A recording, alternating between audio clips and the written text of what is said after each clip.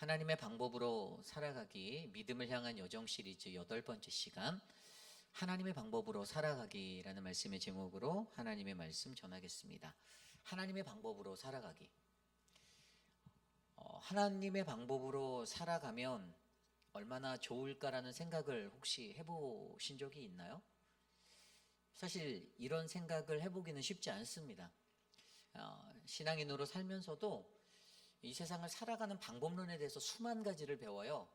어떻게 해야 세상에서 성공할 수 있고 어떻게 빛나는 인생이 될 수 있고 수만 가지의 것들을 배우려 노력하죠. 뭐 학교에서도 배우고 뭐 대학에 진학해서도 배우고 사회생활하면서도 배우고. 그런데 하나님의 방법으로 살아가야 한다라는, 어떻게 하면 내가 하나님의 방법으로 살아갈 수 있을까라는 고민을 하는 사람은 그렇게 많지 않은 것 같습니다. 저도 오늘 말씀을 준비하며 하나님의 방법으로 살아가면 얼마나 좋을까라는 생각이 제 마음에 계속해서 들었어요. 우리 교회가 하나님의 방법으로 살아가면 얼마나 좋을까? 우리 교회 성도님들이 또 제가 하나님의 방법으로 살아가면 얼마나 좋을까?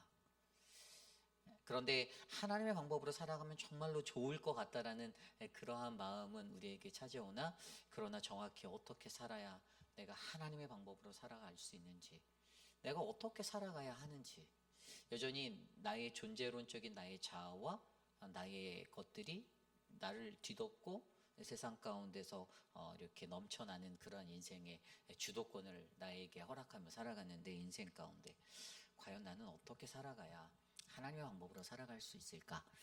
오늘 우리가 묵상한 이 창세기 32장 1절에서 21절까지의 말씀이 바로 이러한 하나님의 방법으로 살아가는 것에 관한 이야기를 우리에게 나누고자 합니다. 저는 오늘 이 시간 하나님의 방법으로 살아가기에 관한 갈급함이 우리에게 있어 이곳에 계신 분들이 한 번쯤은 오늘 이 말씀을 들으며 나는 어떻게 해야 하나님의 방법으로 살아갈 수 있을까? 오늘 제목이 내가 내게 은혜를 베풀리라라는 주제로 열린 찬양 예배인데, 정말 그 드려진 찬양과 주제에 맞게 하나님이 주시는 참된 그 은혜는 바로 하나님의 방법으로 살아가는 것이라는 것을 깨닫는 아름다운 시간이 저와 여러분 안에 일어나기를 소망합니다. 오늘 우리에게 주시는 첫 번째 말씀, 하나님의 방법으로 살아가기, 우리에게 주시는 첫 번째 말씀은요, 우리는 우리의 삶에 인간의 사자를 내려놓아야 한다는 것입니다. 우리는 우리 삶에 담긴 인간의 사자를 내려놓으셔야만 합니다. 오늘 말씀을 들여다보면 두 사자에 관한 이야기가 나옵니다. 오늘 말씀 1절은요, 야곱이 길을 갔는데 하나님의 사자들이 그를 만난지라 이러며 32장이 시작돼요. 야곱이 길을 가는 그 길, 드디어 형 에서를 만나러 가는 길입니다.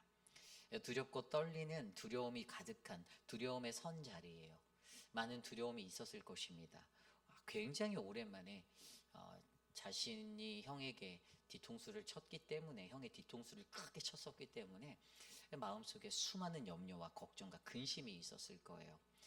그런데 그때 그 가는 길에서 우리의 눈에 들어오는 것은 첫 번째 사자, 하나님의 사자가 보이는 거예요. 이 하나님의 사자가 어떻게 그를 만난지라 굉장히 중요한 대목입니다. 하나님의 사자는요, 항상 우리를 먼저 만나 주셔요. 이게 포인트예요. 굉장히 중요합니다. 하나님의 사자가 우리를 먼저 만나 주신다라는 거예요. 그를 만나 주시다, 히브리어로 리크라토라는 단어, 만나러 가다, 이것은요 의도적으로 나가서 만나는 장면을 설명하는 거예요. 의도적인 만남이에요. 하나님이 야곱을 만나기 위해 사자를 보내신 거예요. 하나님이 가신 거예요. 하나님은요, 우리의 삶 가운데 가장 먼저 우리를 만나 주시는 분이십니다. 믿으십니까? 여러분들 가장 먼저 만나신 분은 여러분들의 인맥에 걸쳐 있는 가족이나 그러한 사람보다 하나님이 우리를 가장 먼저 찾아와 만나 주세요. 우리가 어떠한 삶의 환경에 있든 그 삶의 환경 속에서 나를 만나 주시는 분은 가장 먼저 하나님이십니다. 우리가 이 명제는 너무나도 머릿속에 잘 알고 있어요. 하나님께서 우리를 사랑하셔서 우리를 찾아와 만나 주시고, 그리고 우리에게 보여주심으로 우리에게 어떤 것을 주십니까? 하나님의 사자가 가지고 있는 영적 의미, 바로 안정, 안심, 내가 너를 보호한다, 내가 너와 함께하고 있다, 내가 너를 지켜줄게라는 그 영적인 신호를 우리에게 계속해서 부어주시고 계시죠. 이미 하나님은 우리를 만나 주셔서 걱정하지 마. 내가 너와 함께 하니까 너는 평안할 수 있어. 너는 안심하면 돼. 너는 이 길을 나를 따라 한 걸음 한 걸음 가면 된다라고 설명하고 있는 겁니다. 그런데 보세요. 오늘 두 사자 중에서 첫 번째 사자였던 하나님의 사자가 있음에도 불구하고 2절을 지나 3절에 가면 어떤 이야기가 나옵니까? 야곱이 세일 땅 에돔 들에 있는 형 에서에게로 자기보다 앞서 사자들을 보내며라고 설명하고 있어요. 야곱도 사자를 보냅니다. 하나님이 보내주셨던 사자가 우리를 찾아와서 먼저 만나 주셔서 평안과 안위를 주셨어요. 그리고 그 사자가 2절에 나온 대로 마하나임이라는 이 두 군대, 두 진영, 굉장히 큰 군대처럼 든든한 그리고 안정감이 있는 그런 평안의 군대인데, 그런 것이 있음에도 불구하고 우리 인간은 어떻게 합니까? 두려움이 찾아올 때, 세상의 한복판에 세워져 있을 때 우리는 하나님의 사자를 이미 만났음에도 불구하고 인간의 사자, 야곱의 사자를 파송하고 보내고 있는 것을 발견하게 되는 대목이에요. 오늘 에서에게로 자기보다 앞서 사자들을 보내는 3절에 그 야곱의 모습, 하나님의 사자와 야곱의 사자, 인간의 사자. 하나님의 사자는 어떠한 사자였습니까? 하나님이 보내신 사자, 하나님이 우리에게 안심시켜 주시기 위해서 우리를 더욱더 견고한 믿음의 길로 인도하기 위해서 보내신 사자죠. 걱정하지 마라, 두려워 말라.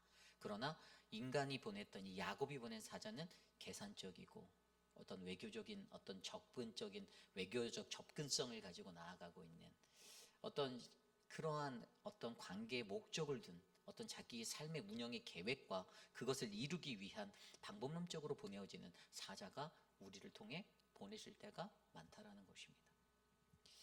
우리가 아무리 이것들에 대해서 부인하려 해도 우리의 삶의 모습들을 자세히 들여다보면 우리의 삶에 분명히 이 두 사자가 공존하고 있습니다. 우리를 이미 만나주신 하나님의 사자가 있어요. 그러나 우리는 때로는 내 삶의 환경과 처지, 그 상황 속에서 우리가 인간의 사자를 만들어서 파송하고 보낼 때가 얼마나 많습니까? 나를 합리화하기 위해서, 자기의 합리화를 이루기 위해서, 자기의 정당성과 그것들을 세우기 위해서 그렇게 할 때가 훨씬 더 많다라는 거예요. 그러나 오늘 이 말씀의 핵심은 어떤 것입니까? 바로 우리는 우리의 삶에 담겨져 있는 바로 우리 인간의 사자를 우리가 내려놓아야만 하나님의 방법으로 살아가는 그러한 인생이 될 수 있다는 것을 설명해 주고 있어요. 하나님의 방법으로 살아가고자 하는 그 인생이 정말 너희가 되길 원한다라면 우리에게 이미 주어진 하나님의 사자, 이미 보내주신 그 하나님의 사자가 있음에도 불구하고 여전히 내 방법, 내 계산, 내 뜻이 담겨져 있는 하나님의 사자가 보이지 않기에 두려워서 떠는 그것을 믿지 못하는 그런 무지함의 자리가 아니라 보이지 않는 하나님의 사자를 이미 만나게 된 우리의 삶을 믿으며 어떻게 해요? 우리의 인간의 사자, 내 방법, 내 계산을 내려놓을 수 있는 그러한 인생이 저는 오늘 저와 여러분 이곳에 계신 모든 이들의 삶 가운데 채워지기를 간절히 소망합니다. 여러분 보십시오. 오늘 그가 어떻게 하면 이러한 두 가지의 이 두 사자 앞에, 그가 마주했던 야곱이 마주한 두 사자 앞에 자기의 사자를 내려놓을 수 있을까? 어떻게 해야 이것을 내려놓을 수 있겠습니까? 첫 번째는 이것을 하기 위해서 우리가 이렇게 하지 못하고 있는 원인을 먼저 한번 생각해 볼게요. 왜 여러분 우리가 일상을 살면서 하나님의 사자를 만났음에도 왜 자꾸만 내 사자를 보내죠? 예? 인간에게는요 보이는 것이 현실적이기 때문이에요. 첫 번째로 보이는 게 믿음이 간다 이거예요. 근데 우리가 늘 성경 말씀에서 믿음의 간을 배울 때 믿음은 보이지 않는 것이다 라고 설명하잖아요. 우리가 아멘 아멘 하며 맞습니다 주님 내가 동의합니다 그렇게 늘 고백하면서도 왜 일상의 삶 속에서는 이 보이는 것에 늘 집중하며 살고 있습니다. 눈에 보이지 않으면, 실적이 없으면, 티가 안 나면 이 현실적인 것에 너무나도 우리가 매여져 있는 거예요. 그런데 우리가 너무 잘 알듯이 하나님의 사자는 여전히 보이지 않습니다. 무형의 것이에요. 그리고 우리가 이 하나님이 계신 것을 알면서도 우리 인간이 가지고 있는 그 마음속에 너무나도 현실적으로 우리가 살아가려 하다 보니까 내가 무언가는 해야겠다라는 생각을 늘 가지고 있어요. 하지 말라는 말이 아니에요. 우리가 해야 되는 책임성도 있어요. 근데 인간이라는 게 꼭 무언가 하나님의 일하심을 내가 믿습니다. 주님 이것은 주님의 일이에요 하면서도 내가 이 무대 위에서 이것을 장악하는 나의 주도권적인 나의 드러남이 있어야 된다라고 느끼는 현실적인 사람들의 그 마음이 훨씬 더 크기 때문에 이러한 일들이 잘 되지가 않는 거예요. 결국 이러다 보니까 어떠한 일들이 일어납니까? 믿음보다는 내가 통제하고 싶고 내가 통제하겠다라는 통제권을 장악하려고 하는 이 현실 주도적인 사람이 바로 우리들이 될 수 있는 거예요. 그렇기 때문에 그때에 우리들은 바로 이러한 바로 삶의 방식, 이 두려운 삶의 환경 속에서 내가 이 세상, 거친 세상 속에서 하나님의 방법으로 살아가기에 하나님의 사자가 이미 주어졌음에도 불구하고 내 사자를 자꾸만 보내며 살아가고 있는 인생이 되는 거죠.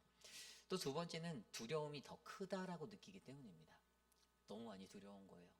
하나님은 계속해서 두려워하지 말라, 내가 너와 함께 하겠다. 야곱에게도 내가 너와 함께 할게 라는 베델의 하나님의 그 역사를 그에게 말씀하여 주셨었는데도 야곱은 여전히 32장 오늘 현실 속에서도 두려워하고 있어요. 그렇기 때문에 두려움이 더 크게 작동하기 때문에 우리가 가져야 하는 믿음이라는 자리를 두려움이 자꾸 밀어내는 거죠. 밖으로 밀어내요. 믿음이 약해지는 거예요. 믿음이 흔들리는 거예요. 믿음을 굳게 지키고 가면, 뚝심을 지키고 쫙 가면 믿음대로 될지어다 이러고 가면 되는데 내가 갖고 있는 두려움이 자꾸만 나의 믿음을 밀어내는 거예요. 그러기 때문에 또 우리가 이 하나님의 사자가 이미 왔음에도 불구하고 내 사자를 보내며 사는 인생이 되는 거죠. 그리고 마지막 세 번째는요, 하나님의 일하심에 기다림이 필요하다는 걸 이해하지 못하기 때문입니다. 여러분, 하나님의 일하심에는 반드시 기다림이 있어요. 진짜입니다. 하나님의 일하심에 기다림이 있습니다. 우리가 어떤 사역을 할 때도 무슨 사역을 딱 시작했잖아요.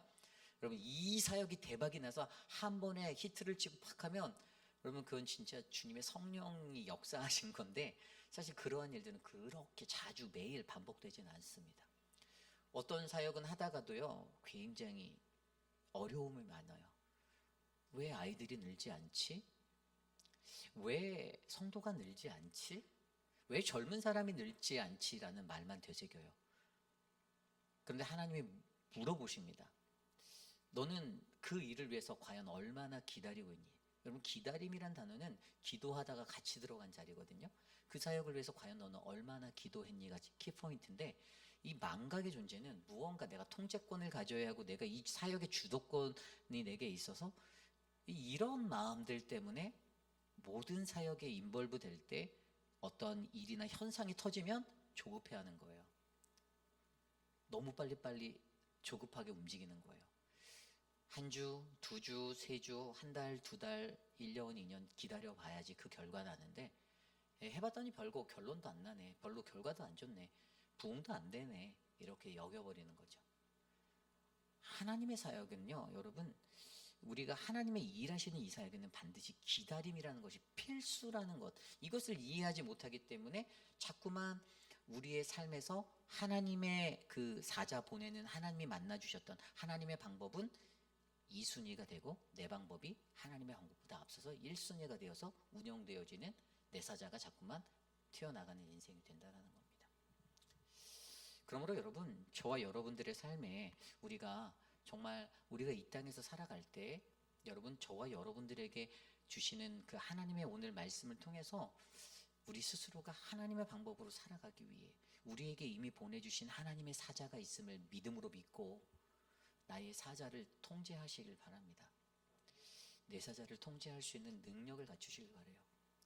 하나님의 사자가 우리에게 이미 와서 우리를 만나주시고 가장 먼저 와서 우리를 만나주셔서 우리를 이끌어주시고 우리를 안도하게 하시고 우리를 언약의 백성으로 그 위에 놓아주셨잖아요. 그런데 왜 우리는 그 언약을 바라보지 못하고 여전히 불안해하고 두려워하고 두려워 떨고 이것은 안 됐어, 이것은 아니야, 이것은 이미 되지 않았어 라고 미리 선판단하고 왜 우리가 하나님보다 앞서가서 판단하고 오매불망 그러고 인생을 살아가야 하나요? 그렇잖아요. 하나님이 일하시는 것, 그 때를 기다릴 수 있는 그 믿음이 오늘 이곳에 계신 저와 여러분들에게 채워져 하나님의 방법으로 살아가는 아름답고 복된 인생 되시기를 간절히 축복합니다. 이것이 바로 오늘 말씀의 첫 번째, 하나님의 방법으로 살아가기 우리는 우리 삶에 담긴 우리의 인간의 사자를 내려놓아야 합니다입니다. 오늘 마지막으로 두 번째, 오늘 우리에게 주시는 두 번째 말씀, 하나님의 방법으로 살아가기 두 번째 말씀은요, 바로 우리는 하나님을 향한 건강한 기도와 교정의 훈련을 받아야 합니다입니다. 우리는 하나님을 향한 건강한 기도와 교정의 훈련을 받아야 한다. 오늘 말씀을 들여다보면요, 이 에서를 만나러 가면서 이 3절 이후의 말씀에 보면 이미 이 야곱의 머리 가운데는요, 그가 그 에서가 다가오는 그 삶의 자리에 그 만남을 놓고 7절에 그가 이렇게 얘기해요. 야곱이 심히 두렵고 답답하여 자기와 함께한 동행자와 양과 소와 낙타를 두 떼로 나누고 이르되 에서가 와서 한 떼를 치면 남은 한 떼는 피하리라 하고, 이미 이 7절의 구절을 보았을 때 앞서 나온 두 사자의 이야기 뒤에서도 여전히 야곱은 하나님의 사자를 이미 만난 인생이었지만, 만나고 있는 또 그런 인생이었지만 여전히 인간적 방법론을 가장 먼저 앞세워서 하나님을 뒤로 밀어넣어서 살고 있는 삶의 모습이 그를 잠식하고 있음을 보여주고 있어요. 그런데 너무나도 아이러니한 광경이 또 하나 일어나죠. 그게 무엇입니까? 9절 이후의 말씀이에요. 이 9절부터 시작되는 말씀에 그가 야곱의 기도 12절까지 기도가 나와요. 야곱이 또 이르되 내 조부 아브라함의 하나님, 내 아버지 이삭의 하나님 여호와여, 주께서 전에 내게 명하시기를 내 고향 내 족속에게로 돌아가라. 내가 내게 은혜를 베풀리라 하셨나이다. 나는 주께서 주의 종에게 베푸신 모든 은총과 모든 진실하심을 조금도 감당할 수 없사오나 내가 내 지팡이만 가지고 이 요단을 건넜더니 지금은 두 때나 이루었나이다. 내가 주께 간구하오니 내 형의 손에서 에서의 손에서 나를 건져내시옵소서. 내가 그를 두려워함은 그가 와서 나와 내 처자들을 칠까 겁이 나기 때문이다. 아멘. 여러분, 이 말씀을 들어보면 야곱의 기도가요, 기가 막힙니다. 기가 막혀요. 좀 전에 인간의 머리로 자기의 사자를 보내며 이 형의 반응을 분석하며 대응법을 세우던 그의 그 삶의 방법과는 달리 또 신앙적으로도 신앙도 굉장히 좋은 것 같네라고 느껴지는 대목을 보여주고 있어요. 근데 여기에서 키포인트는 이 9절부터 12절까지 정리하면, 첫 번째는 그는 가장 먼저 어떻게 건강하게 기도를 드리고 있는가? 하나님의 약속을 붙들고 기도했어요. 9절에 나왔잖아요. 하나님의 약속을 붙들었습니다. 아브라함과 내 아버지 이삭의 하나님 여호와여, 주께서 전에 내게 명하시기를, 우리에게 이미 말씀하신 내 족속에게로 내 고향에게로 돌아가라 하신 하나님의 그 말씀을 기억하면서 이 약속을 붙드는 거예요. 그의 기도의 시작은 하나님의 약속을 의지한 기도로 시작됩니다. 그리고 이 10절에 보면 자기의 무자격을 인정해요. 뭐라고 말하냐면 내가 하나님의 은혜받기에, 은총받기에 난 조금도 감당할 수 없는, 난 정말 연약한 사람입니다라는 완전한 자기의 비움, 어떤 그 내려놓음이 딱 있어요. 하나님 앞에 기도하며 약속을 붙들고 나를 완전히, 나는 아무것도 아니에요, 나는 아무것도 할 수 없습니다, 내 조금도 감당할 수 없어요, 당신의 은혜밖에 없어요 라고 고백하며 마지막에 11절에 가서 구원을 간구할 때 주님의 뜻대로 해결해 달라고, 내가 갖고 있는 주도권을 다 주께 넘기겠사오니 주님의 은혜대로 나 좀 도와주세요. 내가 너무 솔직하게 얘기해서 내가 너무 두려워요, 형이 나를 칠까봐 내가 너무 무섭습니다 라고 얘기하며 하나님 앞에 진짜 솔직 담백하게 굉장히 건강한 기도를 드려요. 믿음의 사람에게 기도에게 필요한 기도의 모습은 하나님의 약속을 붙들고 자기 자신의 연약함을 인정하며 하나님의 구원을 간구하는 기도로 채워져야 한다는 것을 가르쳐주고 있어요. 어떻게 해야 우리가 하나님의 방법으로 살아가기, 어떻게 해야 하는가? 오늘 두 번째 포인트의 첫 번째가 건강한 기도라는 거거든요. 우리의 삶에 건강한 기도가 채워져야 되는 거예요. 건강한 기도. 나는 과연 얼마나 건강한 기도를 드리고 있는가? 내가 과연 평소에 하나님 앞에 얼마나 건강한 기도를 드리고 있는가? 그 건강한 기도는 바로 좀 전에서 말씀드렸던 것처럼 우리의 삶에 늘 주님이 약속하신, 가장 먼저 약속하신 그 약속을 붙잡는 거, 그리고 나의 연약함에 인생을 고백하는 거. 하나님, 내가 정말로 연약한 존재입니다, 난 아무것도 할 수 없어요 라고 말하는 거. 그리고 하나님, 나 좀 도와주십시오, 구원해 주세요. 이 기도가 오늘 이곳에 계신 저와 여러분에게 채워지길 바랍니다. 그리고 두 번째 방법은 바로 교정이에요. 이 교정이 뭐냐? 여러분 보세요. 그가 이런 기도를 했는데 13절부터 이어지는 마지막 절까지의 그 21절까지의 이야기를 들여다보면 와, 다시 이게 아니 이렇게 너무나도 멋진 기도를 해놓고 실제적인 삶의 자리에 다시 나가서는 다시 원점으로 돌아가요. 야곱이 거기서 밤을 지내면서 형 에서를 위해 예물을 택합니다. 그룹을 나누기 또 시작해요. 앞서가는 형님께 드릴 예물, 이것들을 다 전략적으로 또 자기의 머리로 막 배치를 해요. 니네가 먼저 가라. 그러면서 이제 극본을 써요. 대본을 써요. 대본을 쓰는데 어떻게 합니까? 막 대사까지 다 알려줘요. 뒤에 가면 니네가 앞에 가다가 우리 형이 만나서 니네가 누구냐, 소소 너희는 누구냐 이렇게 하면 자기 주에게 이것은 야곱의 것이고 에서에게 자기의 주인 되시는 에서에게 보내는 예물이고 야곱도 우리 뒤에 있습니다라는 대본까지 주면서 마지막에 20절 21절에 보면 20절에도 보면 야곱이 말하기를 내가 내 앞에 보내는 예물로 형의 감정을 푼 후에 대면하면 형이 혹시 나를 받아주리라 함이었더라. 이미 그의 머리에는 이 야곱의 모든 각본 시나리오가 다 쓰여져 있었어요. 여러분, 여기서 우리가 한 가지 좀 굉장히 중요하게 보아야 하는 대목이 있는데, 우리가 아무리 신나게 시나리오를 써도 하나님이 바꾸십니다. 주님이 바꾸세요.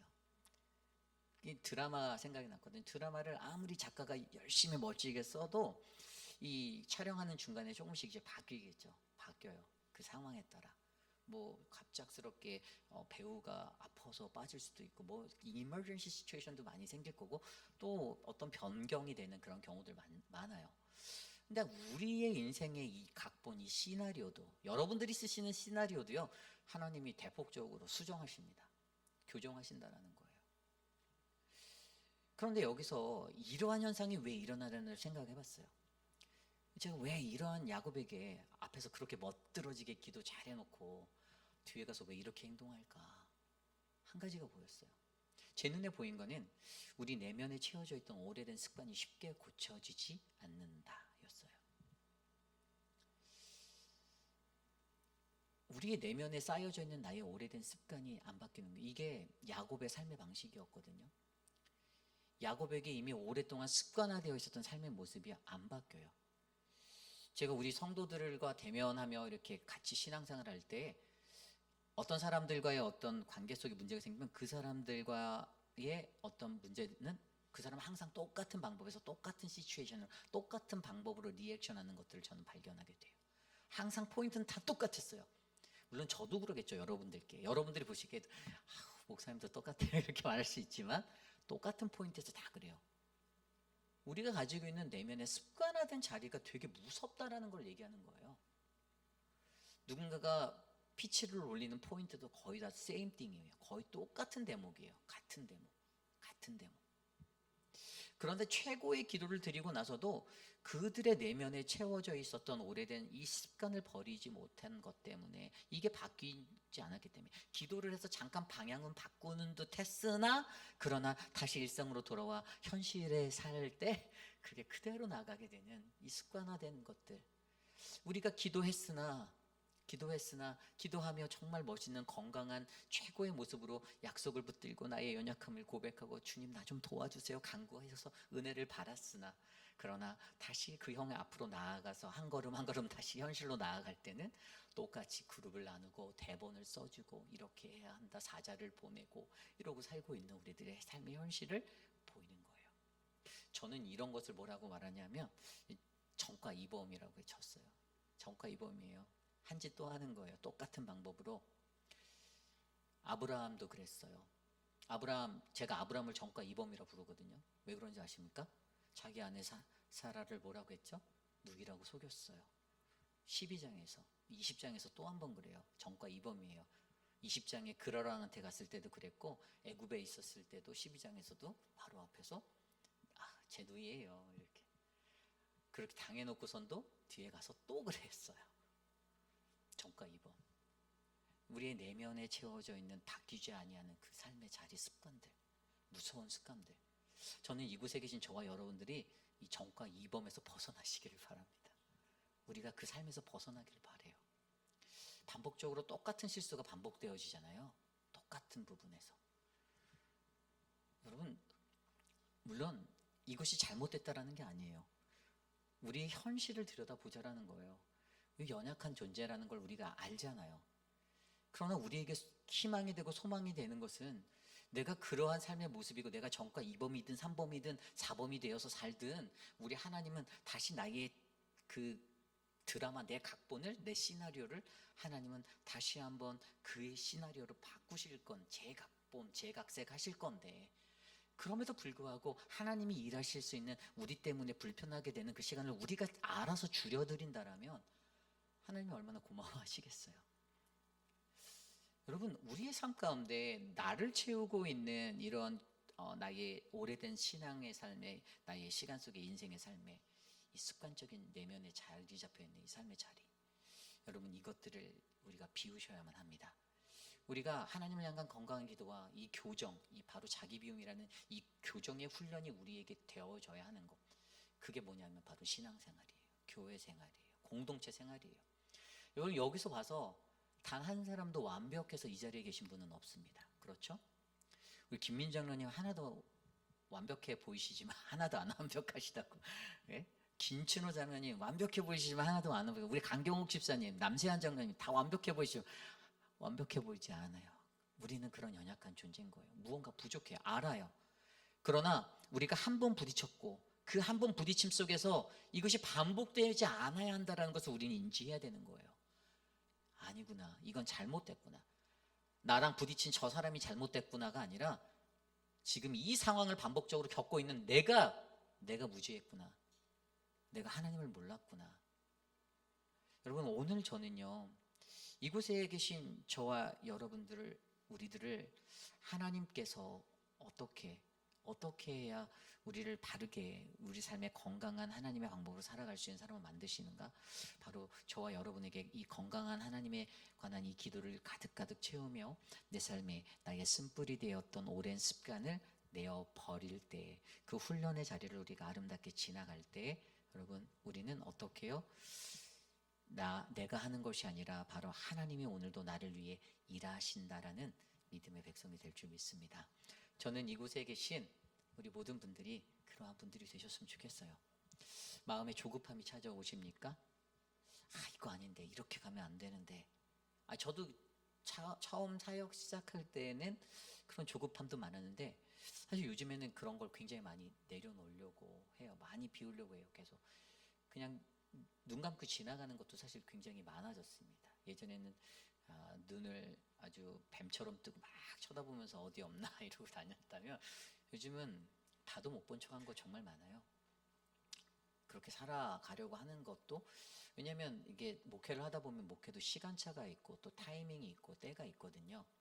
이제 5년 정도 되다 보니 어떤 목회를 이끌어가는 우리 교회의 어떤 텐션이나 이런 것들을 좀 조절을 해야 되고, 또 우리 그동안에 우리 교우들이 너무 또 정신없게 바쁘게 분주하게 또 얼마나 이렇게 스트릭한 담임 목사를 만나서 피곤하게 살았어요. 그죠? 근데 이제 좀 삶의 여유도 좀 가지시고 여러분들 안에 하나님을 향한 그것도 좀 느낄 수 있게 하려고, 제가 사실 올해도 그렇고 좀 많은 것들을 굉장히 이렇게 줄여가려고, 간섭을 많이 안 하려고 해요. 간섭을 안 하려고, 가급적이면 간섭을 안 하려고. 한편으로는 또 이런 생각도 해요. 성도들에게 좀 거리를 많이 둬야 되나? 이런 생각도 많이 했어요. 왜냐하면 내가 너무 가까이 있으면 되게 부담스러워할 수도 있으니까. 그런데 그러면서 기도하는 것은 저와 여러분, 우리 회비라는 장육의 모든 성도들이 모두 다 하나님의 방법으로 살아가면 얼마나 좋을까, 저는 이 생각을 하며 기도하고 있습니다. 여러분들을 통해서 하나님의 그 은혜가 드러나고 하나님의 믿음의 여정이 드러나서 여러분을 통해서 이곳에 있는 많은 영혼들이 주께로 돌아오고 또 올바른 길에 바르게 서고, 그냥 뭔가 감정적으로 쳐서 기분 나빠서 막 투덜거리고 그런 무지함에 인간의 사자를 내려놓기 위해서 그 단어가 나 아무것도 안 해, 이건 진짜 무식 중에 최고 무식이에요. 인간의 사자를 내려놓으라는 것을 해석을 그렇게 감정적으로 하면 나 이거 안 합니다, 나 때려칠 거예요, 이거는 정말 최고 무식 중에 그냥 최고 무식이고, 그게 아니라 하나님이 이러한 것들을 내게 하셨을 때 과연 나는 오늘 이 속에서 내가 무엇을 깨닫고 어떻게 하나님 앞에 나아갈까를 고민하는 그러한 거룩한 인생이 되시기를 간절히 축복합니다. 이것이 바로 오늘 말씀입니다. 오늘 이제 말씀을 정리하고자 해요. 하나님의 방법으로 살아가기. 여러분, 우리에게 주어진 이 짧은 인생의 시간 계속해서 하나님의 방법으로 살아갔으면 좋겠습니다. 하나님이 무엇을 원하실까를 고민하기 바랍니다. 하나님께서 보내신 사자를 통해 말씀하십니다. 그렇기 때문에 그 사자를 통해 우리에게 들려지는 말씀을 잘 들으셔야 하고 분별하셔야 하고 믿음으로 받으셔야만 합니다. 어떠한 말씀이든지 주님의 말씀 앞에 바르게 설 때 우리는 하나님의 방법으로 살아갈 수 있는 아름다운 그런 인생이 될 줄 믿습니다. 이 시간 그러한 마음으로 오늘 말씀을 놓고 함께 기도하며 나아갑니다. 하나님, 우리를 도와주십시오. 내가 하나님의 방법으로 살아가는 인생 되기 원합니다. 인간적인 연약함에 하나님, 내 마음이 상처받고 내 마음이 아파오나 그러나 하나님 그것들을 이겨낼 수 있는 단단한 믿음, 견고한 믿음 내게 은혜 내려 주옵소서. 함께 기도하겠습니다. 하나님 도와주십시오. 오늘 우리의 삶 가운데 하나님이 필요합니다. 주님, 우리의 매 순간의 삶의 모든 것들이 주님의 것이고 주님이 나의 주인이 되어주시고 주님이 나와 함께 하심을 믿는 인생이 되게 하여 주셔서 나의 교만함이 꺾여지고 나의 자랑과 나의 드러남이 사라지게 되는 온전히 순수하고 아름다운 믿음의 그 신앙의 여정을 걸어갈 수 있도록 우리를 다스려 주시고 이 세상을 살면서 내가 어떻게 살아야 하나님의 방법대로 살아갈 수 있을까를 고민하는